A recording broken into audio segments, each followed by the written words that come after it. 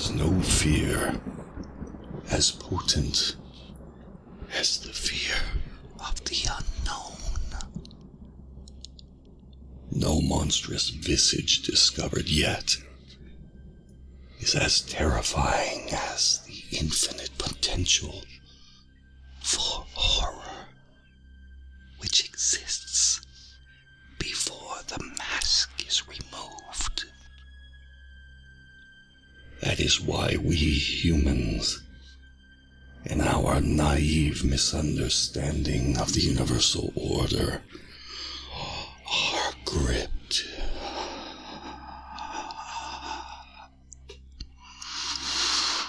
by the mortal fear of death.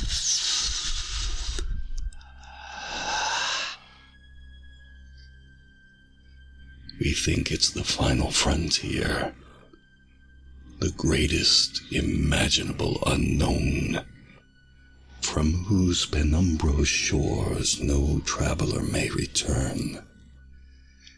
And so we cling desperately to even the dreariest and most anguished lives, suffering any known evil over our release into the enigma beyond.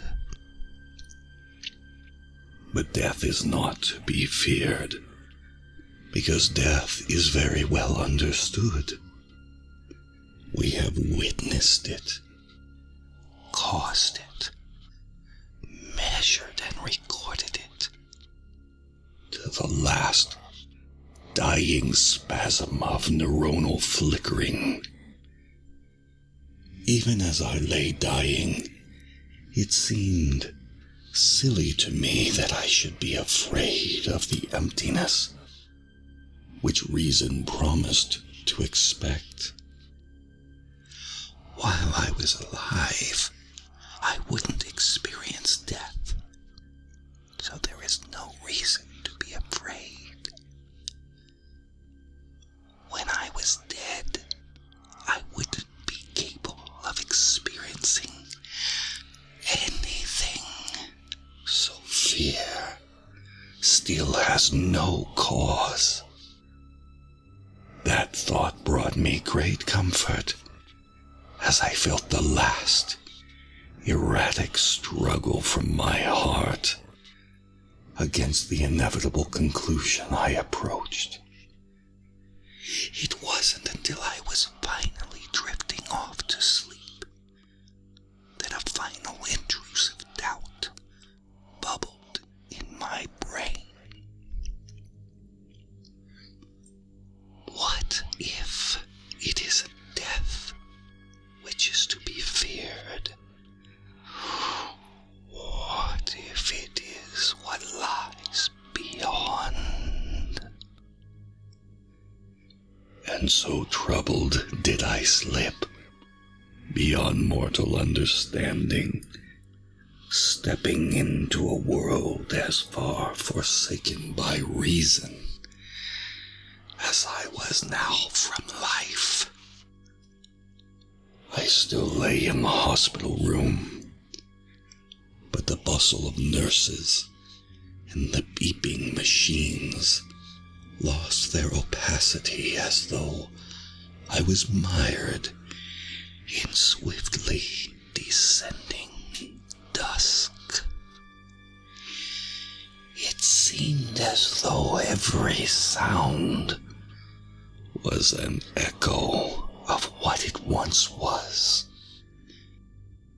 Every sight a reflection. With each passing moment, the world was becoming less real. But all that sight and sound, all that being, it wasn't simply disappearing, it was transforming into a figure beside me. The less real my room became, the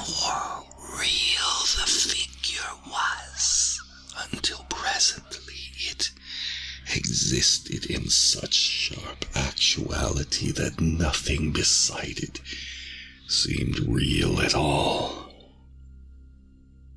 His cloak was black. Not the color black, but its essence.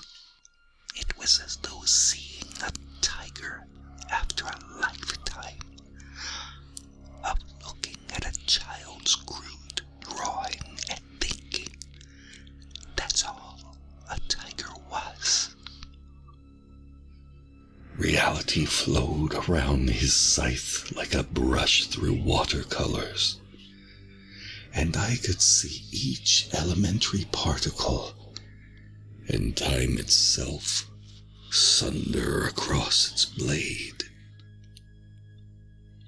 Surely this, I thought, this is why we were taught without words to fear death. I clutched my thin cloth blanket, cowering from the intensity of the Reaper's presence. But the once soft cotton now flowed like translucent mist through my hands. I knew in that moment that nothing could hide me from the specter's grasp. For he was the only real thing in this world. You're late. They weren't words. My head ached from the strain of this knowledge as my lateness was burned into my awareness, imparted like an inescapable law of physics, as unequivocal as gravity. We don't have time for the usual speech. Hurry now. I felt myself swept up around him like dirt in a hurricane. Before I knew what was happening, we were outside the hospital, moving at such a frenzied pace that the world around me blurred into a dizzying tunnel of flashing light. If you're lucky, it will have gotten bored waiting for you. I had too many questions, all fighting for attention, in the forefront of my brain without any making their way out. You're quiet. I admire that. People usually ask too much. What's the point? I asked. My voice felt flat and dead compared to his overwhelming substance. How can I try to comprehend something so beyond mortal knowledge? You can't. But it's still human nature to ask. We weren't slowing. If anything, our pace was increasing. I wasn't running or flying or anything of that nature. It was more like the rest of the world was moving around us while we stood still. A vague darkness and a heavy, damp smell made me guess that we had gone underground, but I couldn't say for sure. One question then, I asked. What else is here besides you? And that is why questions are pointless. Death is not a place or a person. It's all there is.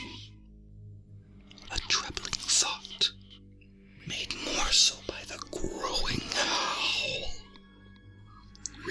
reverberating through rocks around me.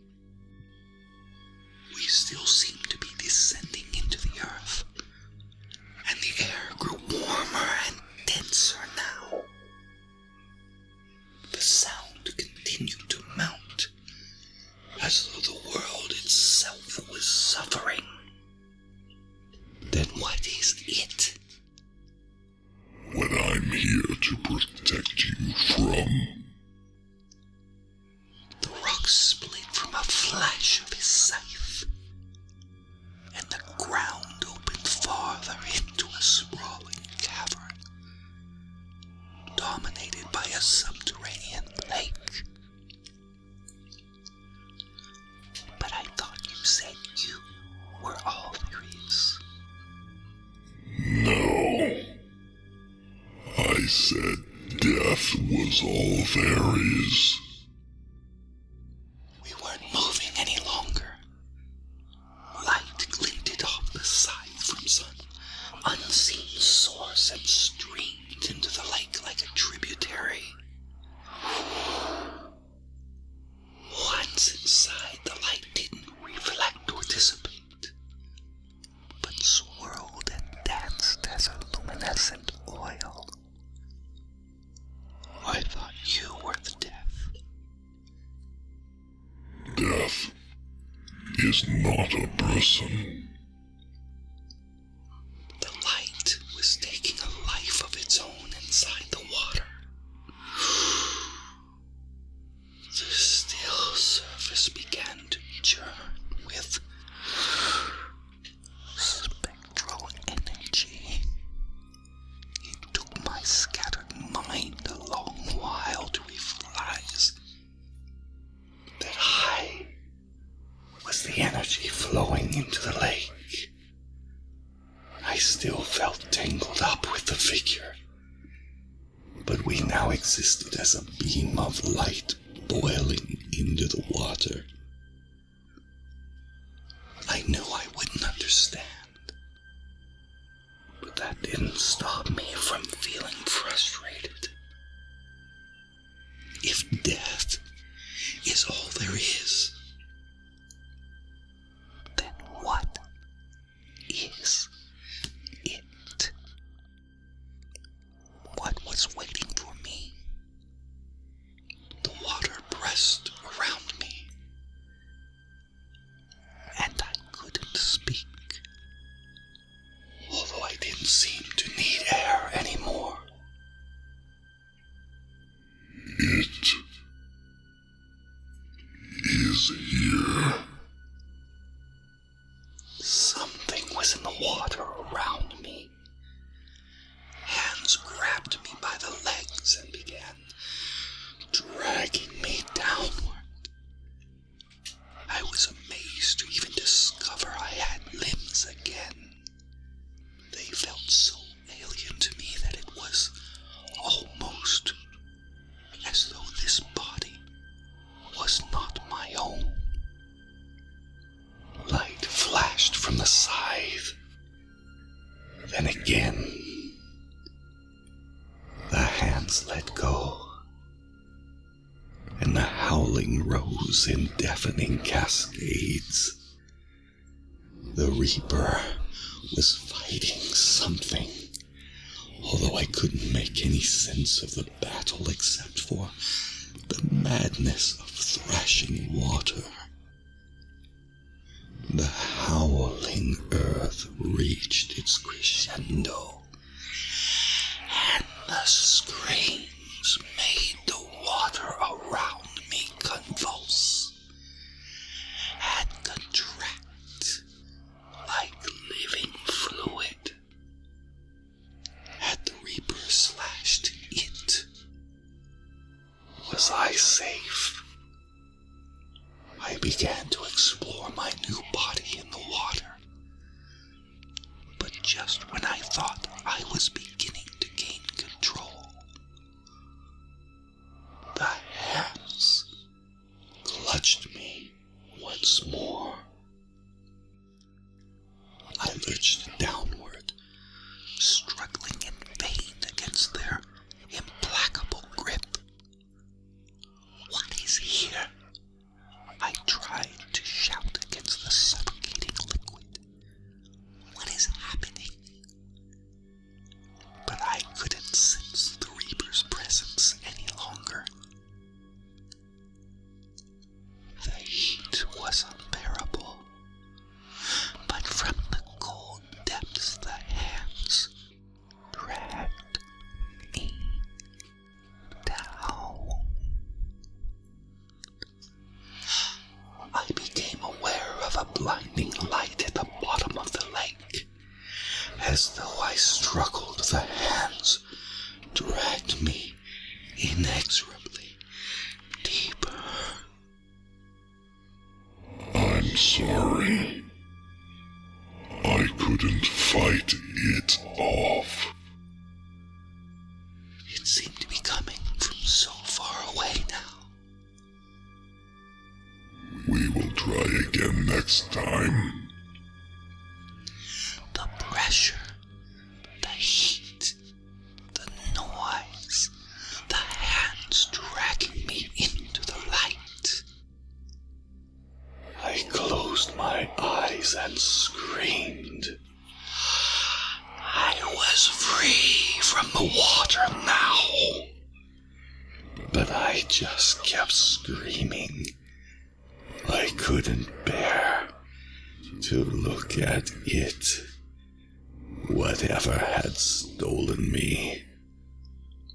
Whatever was death but wasn't. Whatever even the Reaper could not defeat. Then a voice spoke. Real human words from a real human mouth.